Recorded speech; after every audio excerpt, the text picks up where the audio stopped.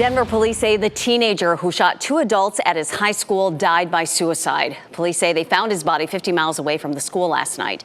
NBC's Morgan Chesky reports.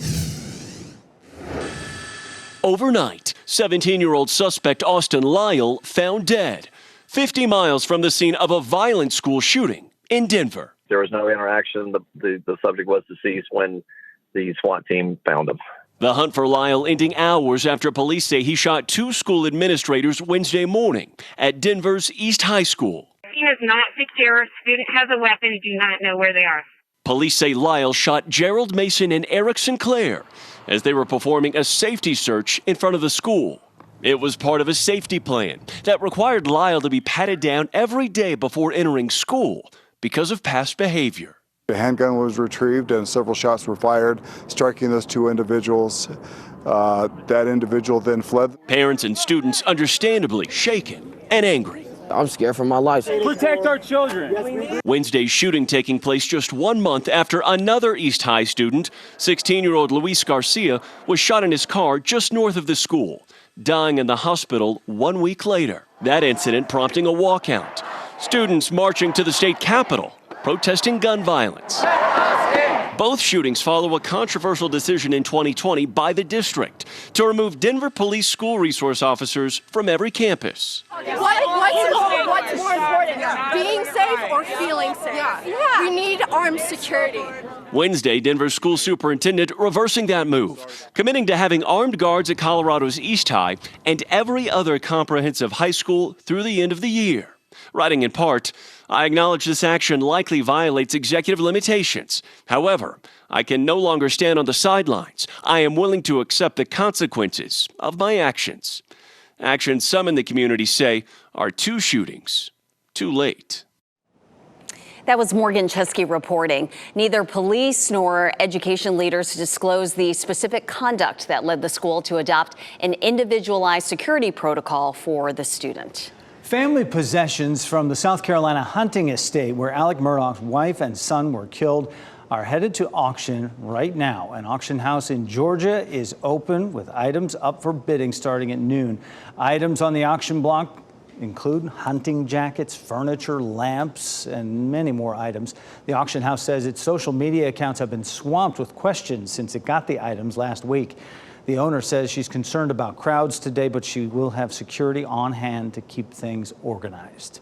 Florida Governor Ron DeSantis is changing his stance on Ukraine as speculation grows about a possible run for the Republican presidential nomination in 2024. In an interview that will air today, DeSantis branded Russian President Vladimir Putin a war criminal and said he was wrong to invade Ukraine. He had previously called the invasion a territorial dispute. DeSantis faced criticism from top Republicans for those comments. As much of California deals with flooding, heavy snow, and damage from another atmospheric river, a rare tornado ripped through part of Montebello, that's near Los Angeles. The storm injured at least 1 person and damaged several buildings. Max Gordon reports. It's the most powerful tornado to hit the Los Angeles area in 40 years. An EF1 tornado touching down here in Montebello on Wednesday, causing damage to more than a dozen buildings and leaving at least 1 person injured. You can see here roofs ripped off, buildings and cars destroyed as the tornado rolled through the town with winds up to 110 miles per hour. In California, tornado is very highly unusual. However, if we look over a broader area, strong Pacific storm systems move onshore and create favorable conditions. The National Weather Service says it was the result of a single thunderstorm that started around 11 a.m. local time on Wednesday. 17 buildings were damaged, 11 so badly that they've been deemed too dangerous to use. It was mostly confined to an industrial commercial business area where some say they feel lucky to have made it out alive. That's the most important thing, man, to survive, to be alive, and we'll be all right. The tornado here in Montebello came just hours after the latest bomb cyclone winter storm hit the California coast from San Diego to San Francisco, bringing flooding, high winds, and heavy snowfall to a widespread area. Now, as the storm moves east, folks are assessing the damage and looking ahead to the recovery process, but it won't be easy. I mean, the wind blew 2 power lines down, knocked down a tree, and our fence is knocked down also. Again, that was tornado damage not in Oklahoma or Kansas, but California. There were still tens of thousands of customers without power as of this morning and around 14,000 under mandatory evacuation orders due to flooding. California just can't catch a break. No, tornadoes, I mean, so rare there, but we've been talking for months about how bad the weather has been, how tough that they have had it around here. It's it's going to be it's beautiful. It's a good day to mow the lawn. We got some nice, clean, straight lines out back. New at noon, we are getting a peek at the next electric SUV from Vinfast, the Vietnamese-based electric car maker building a factory in Chatham County. WRAL's Brian Schrader has a look at this new upcoming model, Brian. Jeff, they're calling it the VF9, and VinFast says it eventually is going to be sold here in the United States. Now, here's a look at that new SUV. Reuters quotes VinFast as saying the VF9 will have 3 rows of seats and 2 electric motors. It also says the SUV will charge to 70% from 10% battery in just over a half hour. Price starts at $83,000. And Reuters says that after Vietnam, VinFast plans to sell the VF9 in the United States in the next few months.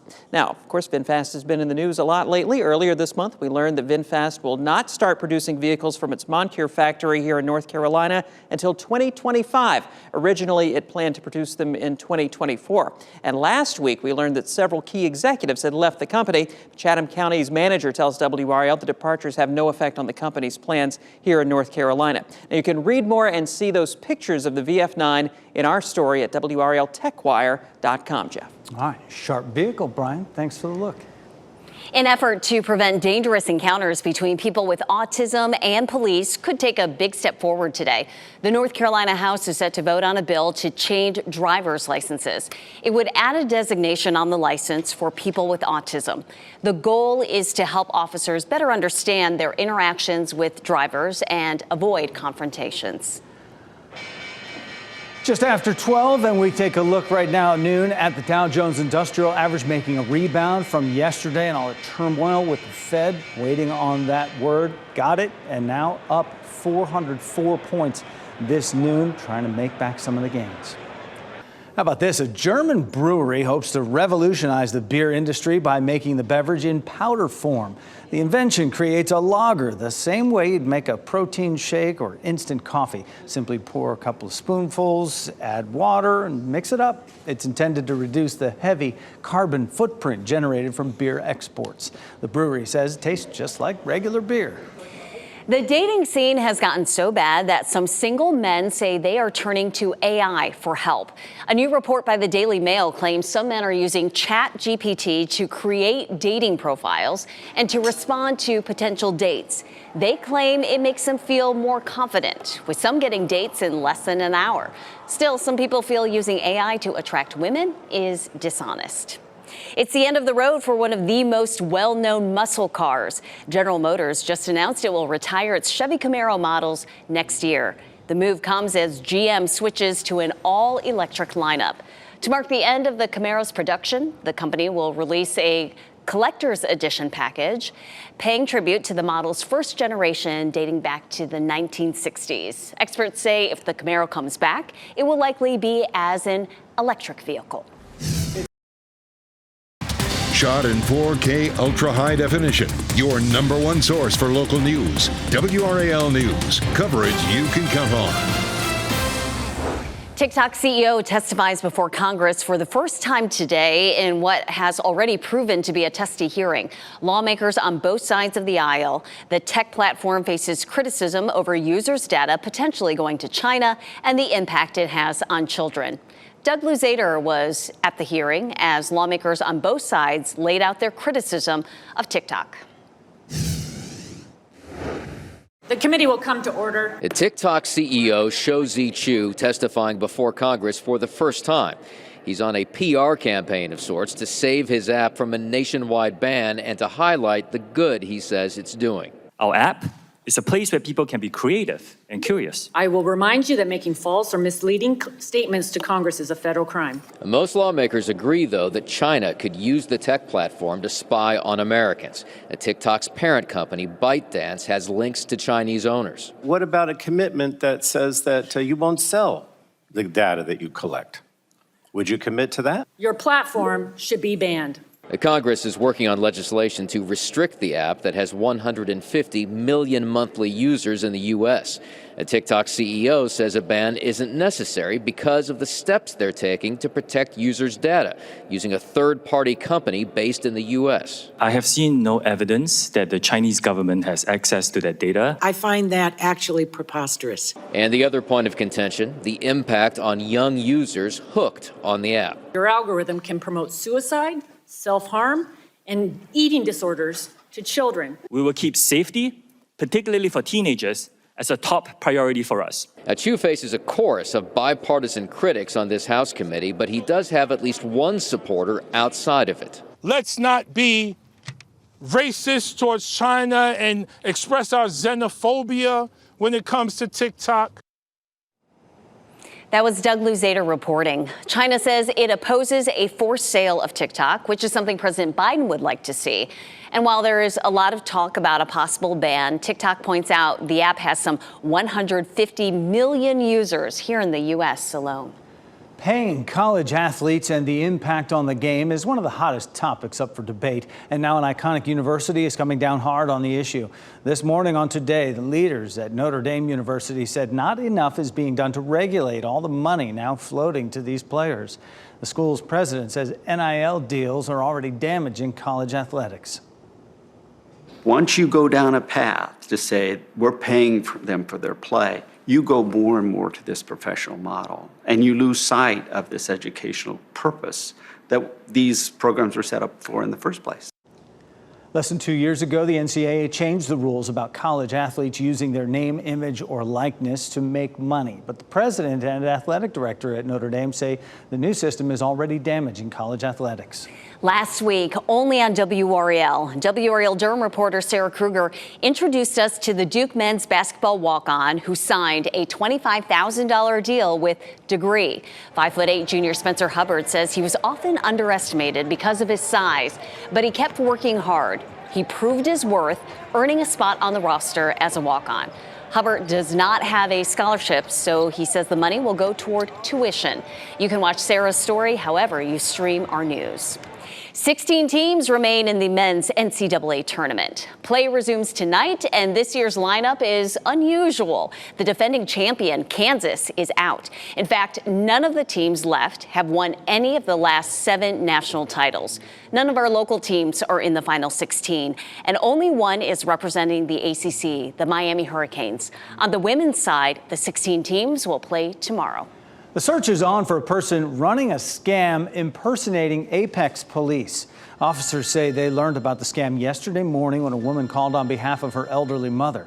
She said her mother received a call from someone at the Apex Police Department identifying himself as Deputy Chief McKinney.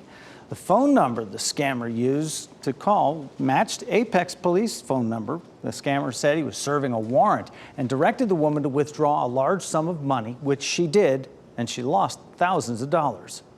It's brazen, and it's just showing, how desperate individuals are getting to take advantage of some of our most vulnerable people in our communities, and that's the unfortunate part. Just a reminder, police will never call and ask you for money. They will show up and serve warrants directly. Durham police are looking to hire new officers today. The police department is hosting a hiring event at its headquarters, 6 to 7 tonight. You have the chance to meet with recruiters, ask questions, and learn more about what it takes to be an officer. You can register on the police department's website, and there's a link for virtual interviews there as well. Firefighters are sharing the 911 calls from a rescue in Staten Island.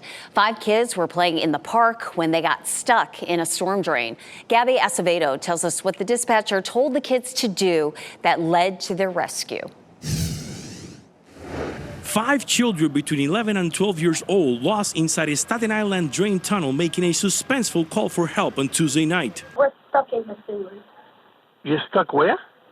In the sewers. The Bureau dispatcher focused on learning their exact location. I'm trying to ask you, how did you get to the sewer? Having been raised in the area, I knew exactly where they were. We tried to calm them down as much as we could. The fire department says the kids were playing in Cloves Lakes Park, went into a storm drain tunnel, and got lost and disoriented. They had traveled up to 1,300 feet, which is quite a way, and wound up the road up here by the zoo. We got to the mouth of the tunnel. was about a 40-inch opening, and their jackets and school bags were at the opening. During those tense moments, the dispatcher asked the kids to scream so first responders could hear them and reach them. Call for help, guys. They hear you. Call for help. The children were inside the tunnel for about an hour and continued to yell for more than a minute, desperate to be heard and found. We have all 5 children removed from the sewer. The 5 kids were eventually found with no major injuries. Police say the children will not be charged with any violations for this incident since they were just playing outside and got lost. Amazing that the cell phone worked in the tunnel, and that was a key component of us finding them. Thank goodness. That was Gabby Acevedo reporting. All of the kids, along with one firefighter, were taken to the hospital to get checked out. They are all expected to be okay. What a story. A new study finds brain decline comes later in life than previously thought. Researchers from the Netherlands found that our brains only slow down development somewhere between ages 30 and 40. It has been previously thought the cutoff was 25. Now they say brain connections are actually faster as you pass 30 all the way up to 40, with connections moving twice as fast compared to that of 4-year-olds. A drug-resistant fungus is spreading across the U.S., and the number of cases is growing in North Carolina. WRAL has confirmed at least 5 reported cases in our state. This fungus is known as Candida auris. It spreads easily in healthcare settings and can be deadly in people who are already very sick. Doctors say healthy people are not at high risk. State leaders say they're working with healthcare facilities to stem the spread. Happening right now in the WRAL Live Center, Accenture is slashing 19,000 jobs worldwide. They are attempting to cut costs amid a gloomy economic picture. This is a professional services company with locations in Raleigh, Durham, as well as Charlotte. They say more than half of the axed roles will be among back office staff. Leave a comment and share this video with your friends. With daily uploads, there will always be a conversation.